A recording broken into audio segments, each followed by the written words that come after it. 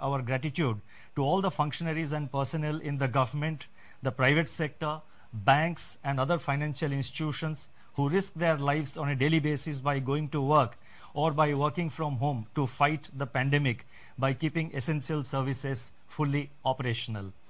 Our deepest appreciation goes out to doctors, healthcare and medical staff, police and law enforcement agencies who are at the front line. In the RBI, I would like to specially commend and thank our team of 150 officers, staff and service providers who are in quarantine away from their families and are at work 24/7 to keep essential services such as currency in circulation, retail and wholesale payments and settlement systems, reserve management, financial markets, liquidity management, financial regulation and supervision, and a host of other services available so that the nation may survive COVID-19. Banks and financial institutions have risen to the occasion and have ensured normal functioning. Their efforts are praiseworthy. I would like to thank my colleagues in the Reserve Bank of India who set aside personal health concerns and joined me in fashioning the array of measures taken by the RBI in the context of COVID-19. I also thank our teams for their intellectual support, analytical work, and logistical arrangements. I would first like to highlight or give our assessment of the current economic situation. Since March 27, 2020, when I spoke to you last, the macroeconomic and financial landscape has deteriorated precipitously in some areas, but light still shines through bravely in some others. On April 14, the IMF released its global growth projections, revealing that in 2020, global economy is expected to plunge into the worst recession since the Great Depression, far worse than what had happened during the global financial crisis. The IMF's economic counselor has named it the Great Lockdown, estimating the cumulative loss to global GDP over 2020 and 21 at around $9 trillion, which is greater than the economies of Japan and Germany combined. Within this downturn, the projections are replete with even sharper declines in output in various countries. India is among the handful of countries that is projected to cling on somewhat tenuously to positive growth at 1.9%. In fact, this is the highest growth rate among the G20 economies as estimated by the IMF. The World Trade Organization sees world merchandise trade contracting by as much as 13 to 32%. I repeat, 13 to 32% in 2020. Global financial markets remain volatile and emerging market economies are grappling with capital flows and volatile exchange rates. Crude oil prices remain in a state of flux despite the agreement on production cuts by OPEC plus countries. For 2021, the IMF projects sizable V-shaped recoveries, close to 9 percentage points for the global GDP. India is expected to post a sharp turnaround and resume its pre-COVID, pre-slowdown trajectory by growing at 7.4% in 2021-22. Over the last 3 weeks, there have been a few data releases on domestic developments, but they are too disjointed to allow a comprehensive assessment of the state of economy. Yet, there are a few slivers of brightness among the encircling gloom. In my statement of March 27, I had referred to continuing resilience of agriculture and allied activities on the back of all-time highs in production of food grains and horticulture, with huge buffer stocks of rice and wheat far in excess of the buffer norms.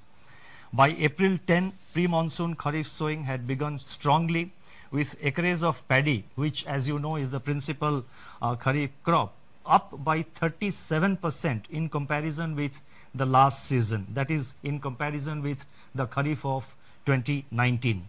States such as West Bengal, Telangana, Odisha, Assam, Karnataka and Chhattisgarh are leading in sowing activity despite the lockdown. On April 15, the India Meteorological Department IMD forecast a normal southwest monsoon for 2020 season. with rainfall expected to be 100% of the long period average. These are early developments and they bode well for our rural demand, supported as they are by accelerating fertilizer production, which was noticed up to February 2020. The robust growth of 21.3% in tractor sales up to February 2020 as against a contraction of 0.5% in the corresponding period of the previous year may provide an offset to farm labor shortage on account of the lockdown.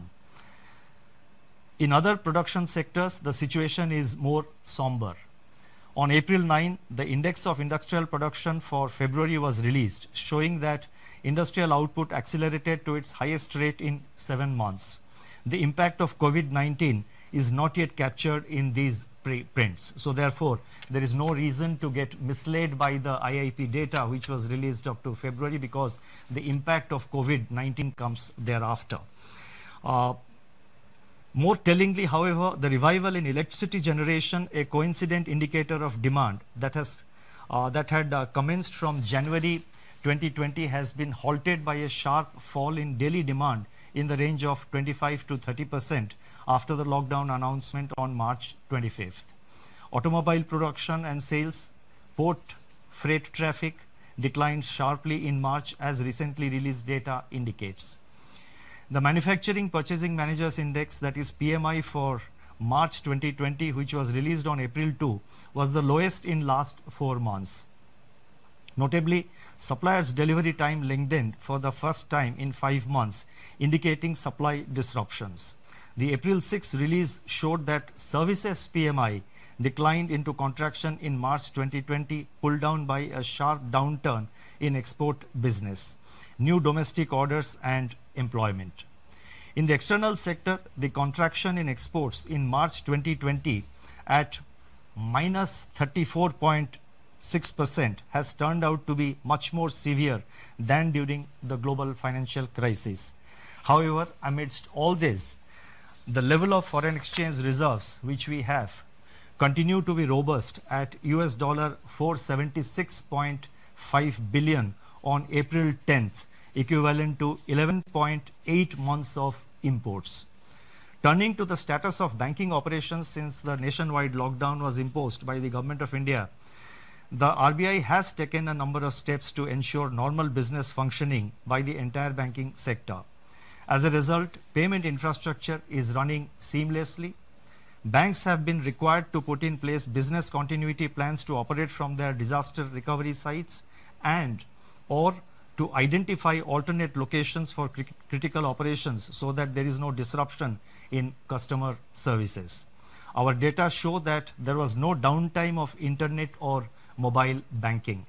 On an average, ATM operations stood at 91% of the full capacity. The average availability of business correspondents is over 80%.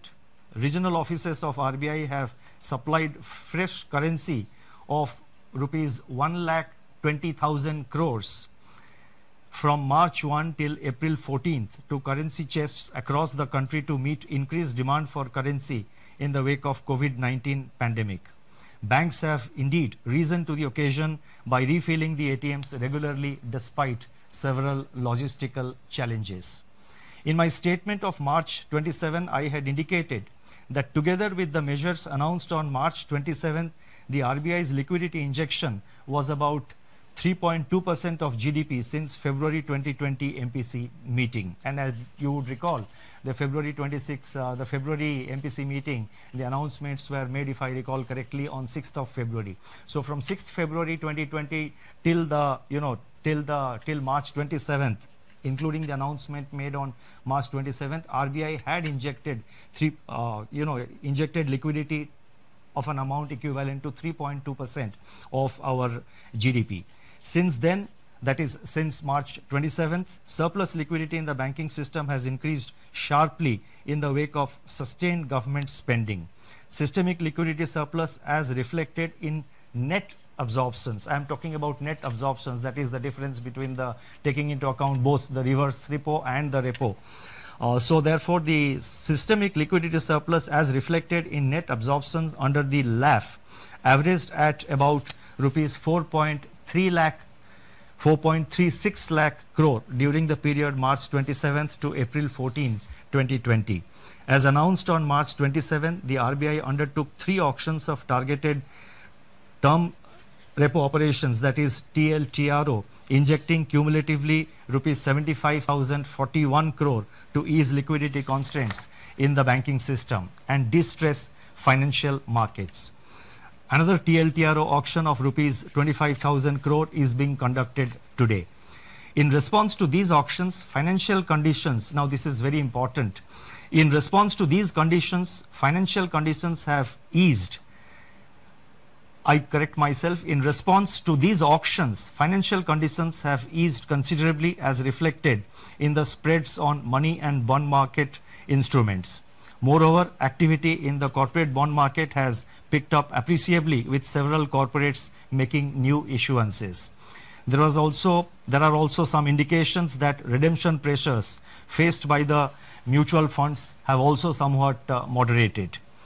Against this background, and as I mentioned that we have been constantly monitoring the situation after considerable internal deliberation and after monitoring the evolving situation, and in our effort to see that the financial system is fully functional, the markets are fully functional, we have in RBI decided to announce certain additional measures, and I would now like to elaborate upon them.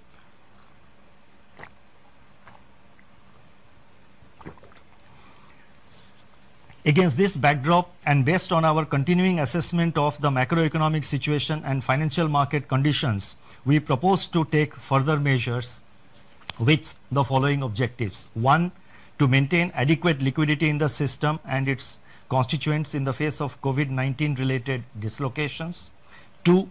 Facilitate and incentivize bank credit flows. 3. Ease the financial stress. And 4. Enable the formal functioning of markets. The first set of measures relate to liquidity management. The RBI has moved in a calibrated fashion to ensure conducive financial conditions and normalcy in the functioning of financial markets and institutions. The initial efforts to provide adequate system-level liquidity are reflected in sizable net absorptions under the reverse repo operations. With this achieved, the RBI has undertaken measures to target liquidity provision to sectors and entities which are experiencing liquidity constraints and or hindrances to market access. That is, they have a difficulty in accessing the market and they have difficulty of having adequate liquidity with them. LTROs, that is long-term repo operations, which we have undertaken. So these were meant to ensure adequate liquidity at longer end of the curve, longer end of the yield curve. Exemptions from the cash reserve ratio for equivalent incremental credit disbursed by banks as loans in certain select areas and targeted LTROs or TLTROs fall in this category. In this category or in this class and sector specific measures. It is observed that deployment of TLTRO funds so far has largely been to bonds issued by public sector entities and large corporates, especially in primary issuances. The disruptions caused by COVID-19 have, however, more severely impacted small and mid-sized corporates, including NBFCs and MFIs, in terms of their न कूटनीति की बात, न राजनीति का युद्ध, हम